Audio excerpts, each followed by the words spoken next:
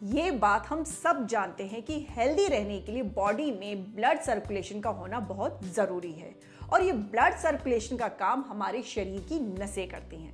दोस्तों, हमारे शरीर में नसों का एक जाल बिछा हुआ है जो शरीर के हर हिस्से तक खून पहुंचाने का काम करती हैं। लेकिन कई कारणों से ये नसें कमज़ोर पड़ जाती हैं, जिस कारण ये प्रॉपर ब्लड सर्कुलेशन नहीं कर पाती हैं और कई बार हमें सीरियस हेल्थ प्रॉब्लम्स को फेस करना पड़ता है। लेकिन योग में कुछ ऐसे आसन हैं जिन्हें आप यदि डेली करते हैं तो आपकी नसों की कमजोरी धीरे धीरे जाने लगती है और ब्लड सर्कुलेशन भी इंप्रूव होने लगता है।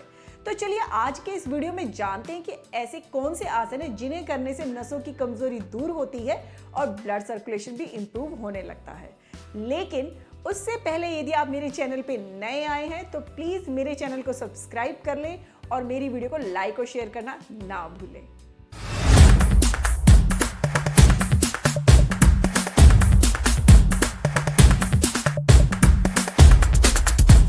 सबसे पहला आसन हम करते हैं बद्धकोणासन, जिसे हम इंग्लिश में बटरफ्लाई पोज भी कहते हैं। बहुत ही सिंपल आसन है, इसे आप अपने बेड पे बैठ के भी आराम से कर सकते हैं।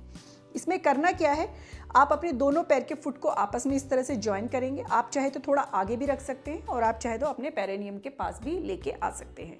दोनों हाथों के फिंगर्स को इंटरलिंक्ड किया, दोनों फुट को इस तरह से पकड़ा, कमर एकदम सीधी किया, शोल्डर एकदम स्ट्रेट होने चाहिए और दोनों थाइज आपकी नीचे होनी चाहिए।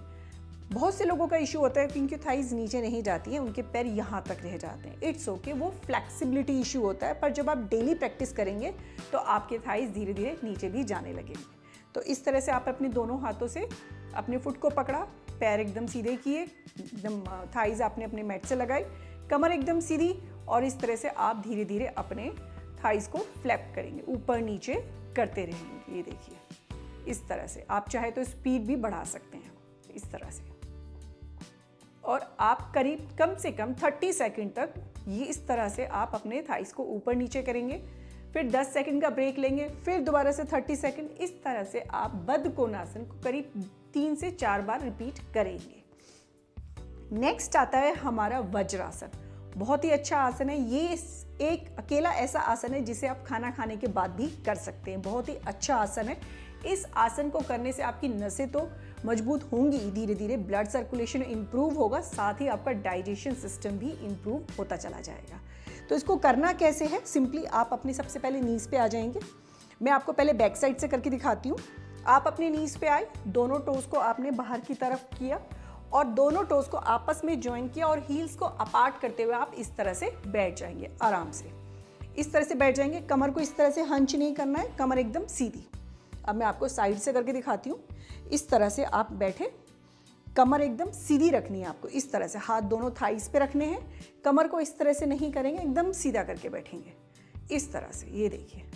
और बहुत से लोगों को इस तरह से नहीं बैठा जाता है, तो आप नीचे पिलो लगा सकते हैं, पतला सा टॉवल लगा सकते हैं, या फिर आप कई बार एंकल्स में परेशानी होती है तो आप यहाँ भी लगा सकते हैं। जहाँ आपको परेशानी है आप वहाँ पर टॉवल या पतला सा पिलो लगा सकते हैं। इसके अलावा जिनको बहुत ज़्यादा घुटनों में दर्द होता है, प्लीज़ वो इस आसन को ना करें, क्योंकि इसमें पूरे घुटने बैंड हो जाते हैं तो आपकी परेशानी बढ़ सकती है। तो इस तरह से बैठे रहेंगे। इस तरह से आप चाहें तो इसमें आंखें भी बंद करके बैठ सकते हैं, ध्यान लगा सकते हैं, और नहीं तो आप सिंपली भी बैठ के टीवी देख सकते हैं, बातें कर सकते हैं। बहुत ही अच्छा आसन है। नेक्स्ट आसन आता है हमारा अधोमुख श्वानासन, जिसे हम इंग्लिश में डाउनवर्ड फेसिंग डॉग भी कहते हैं। तो इसमें क्या करना है, आप इस तरह से सिंपली आप वज्रासन में बैठे हुए हैं। आप उसमें जाने का जो सही मेजरमेंट है वो मैं बताती हूँ। आपने दोनों हाथ, अपनी जो एल्बोज हैं आपने अपने नीज के आगे रखा, हाथ इस तरह से रखा, उंगलियां एकदम खुली हुई होनी चाहिए। एक पाम और आगे आप अपना इस तरह से रखेंगे, नीज पे आ जाएंगे, टोज को टक इन करेंगे, धीरे से लिफ्ट अप करेंगे अपने बोथ नीज को और इस तरह से वी शेप में आप अपनी बॉडी को लेकर आएंगे। ये देखिए, अपने सर को अपने हाथों के बीच में रखेंगे आप इस तरह से। इसमें रुके रहेंगे आप चाहे तो अपने टोज ऊपर कर लीजिए और अच्छा खिंचाव आएगा, चाहे तो आप नीचे रख लीजिए। इस तरह से रुके रहेंगे, फिर धीरे से आप वापस से नीचे आ जाएंगे और फिर 10 सेकंड का रेस्ट लेंगे। फिर वापस से आप अधोमुख श्वानासन में जाएंगे, 30 सेकंड करेंगे, देन अगेन ब्रेक, देन फिर 30 सेकेंड आप करेंगे। इस तरह से सभी आसन आप करीब 3 बार या 4 बार करेंगे।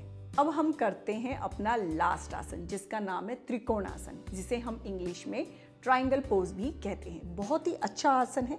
जब आप इस आसन को करते हैं तो आपके पैरों की नसों की कमजोरी तो दूर होती ही है, साथ ही आपके मसल्स को भी एक अच्छी स्ट्रेंथनिंग मिलती है। तो चलिए जानते हैं इस आसन को करते कैसे हैं।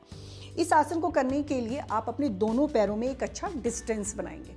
ये आसन दोनों तरफ से किया जाता है, राइट साइड से भी और लेफ्ट साइड से भी। मैं आपको सिर्फ राइट साइड से करके दिखा रही हूँ। दोनों पैरों में अच्छा डिस्टेंस रखा। सबसे पहले आप अपने दोनों पैरों के जो टोज हैं सामने की तरफ पॉइंटेड होंगे। फिर धीरे से आप अपना राइट फुट का जो टोज है राइट साइड की तरफ पॉइंटेड कर देंगे। लेफ्ट वैसा का वैसा ही रहेगा। इस तरह से क्या, पर जब आप राइट साइड की तरफ अपने टोज पॉइंटेड करते हैं तो आपकी कमर इस तरह से हो जाती है। आप अपनी कमर एकदम सीधी रखेंगे।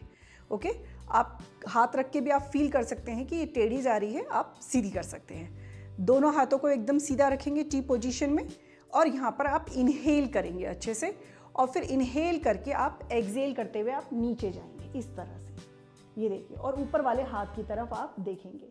बहुत से लोगों का हाथ नीचे तक नहीं जा पाता है, इट्स ओके। आपका हाथ यहाँ तक आ रहा है, इट्स ओके। यदि आपको बैलेंस बनाने में प्रॉब्लम हो रही है, आप अपना पैर इस तरह से भी पकड़ सकते हैं।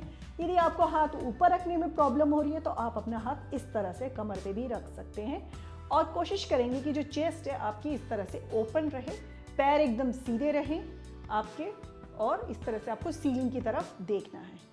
और धीरे से आप इनहेल करते हुए ऊपर आ जाएंगे। दोनों हाथ वापस से टी पोजीशन में, अपने राइट फुट को सामने की तरफ पॉइंटेड किया, और फिर धीरे से आप अपने लेफ्ट फुट को इस तरफ पॉइंटेड करके आप लेफ्ट साइड भी ये आसन आप करेंगे।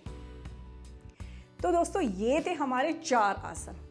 आपको अच्छे से समझ में आए होंगे। चारों आसन को आपको 3 से 4 बार रिपीट करना है। बहुत ही अच्छे आसन है, डेली करते हैं तो आप इम्प्रूवमेंट आप धीरे धीरे आप अपनी बॉडी में फील करने लगेंगे। वीडियो अच्छा लगा हो तो प्लीज़ मेरी वीडियो को लाइक करें, शेयर करें, और मेरे चैनल को सब्सक्राइब करना ना भूलें। नमस्ते।